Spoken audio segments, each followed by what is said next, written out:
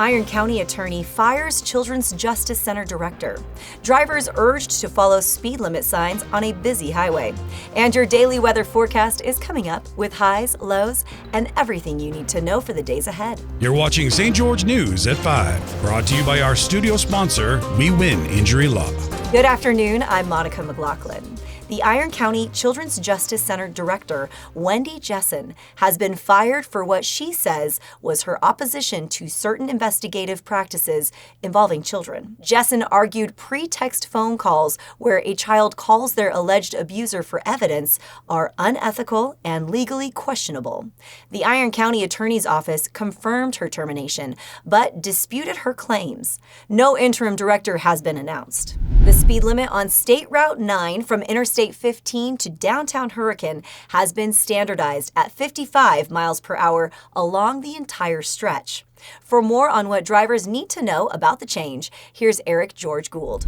St. George drivers going to and coming from Hurricane are noticing that a recent speed limit change was made on one of the busiest thoroughfares in Washington County. According to Washington County Sheriff Sergeant Lucas Alfred, the 6 to 7 mile stretch of State Route 9 from exit 16 on Interstate 15 to Hurricane has been normalized to a posted speed limit of 55 miles per hour. The change, which Alfred said was made by the Utah Department of Transportation, makes that stretch of SR 9 all a 55 mile per hour zone. Previous to the change, which was announced on social media March 6th, there was a couple of portions of the drive that either dropped to 45 or rose to 60 miles per hour. Now, all of the posted speed limit signs in that stretch say 55 miles per hour. Alfred also said that drivers should always pay attention to the posted speed limit signs and not to satellite maps or phone apps that often incorrectly list the speed limit. Thanks, Eric. Let's take a look at your daily weather forecast brought to you by Casablanca Resort and Casino. In St. George, it's currently 70 degrees with a low tonight of 46.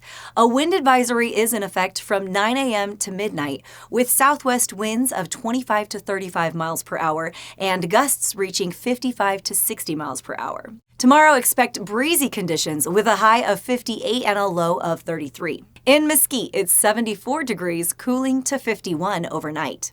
A wind advisory remains in effect until 11 a.m. Tuesday, with west winds at 25 to 35 miles per hour and gusts up to 55 miles per hour.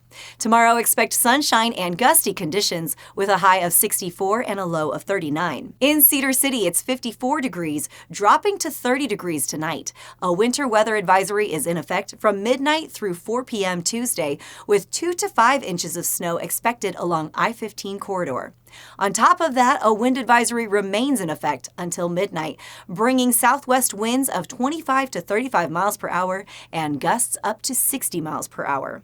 Tomorrow will be cold, windy, and snowy with a high of 36 and a low of 14. Utah State's comeback effort fell short in the Mountain West semifinals, while BYU struggled against Houston in the Big 12 tournament. For more, here's Aaron Crane with your local sports update.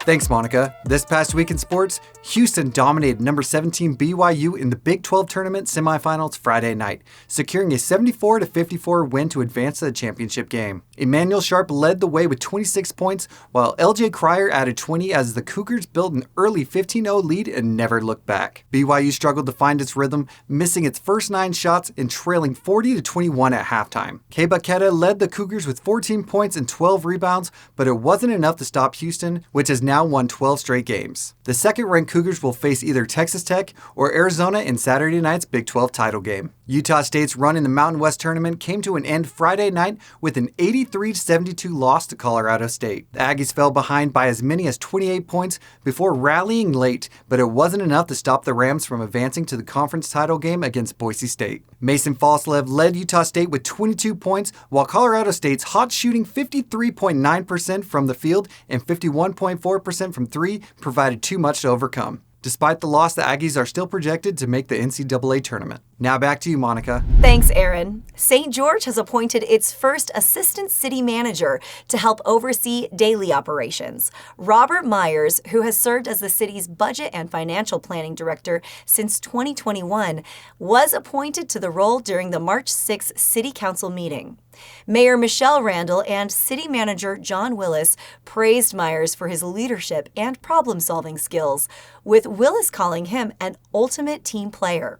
Myers will continue overseeing financial planning while taking on administrative responsibilities until replacements are found. St. George artist Laura Keller turns shattered glass into stunning mosaics, creating intricate designs from repurposed materials.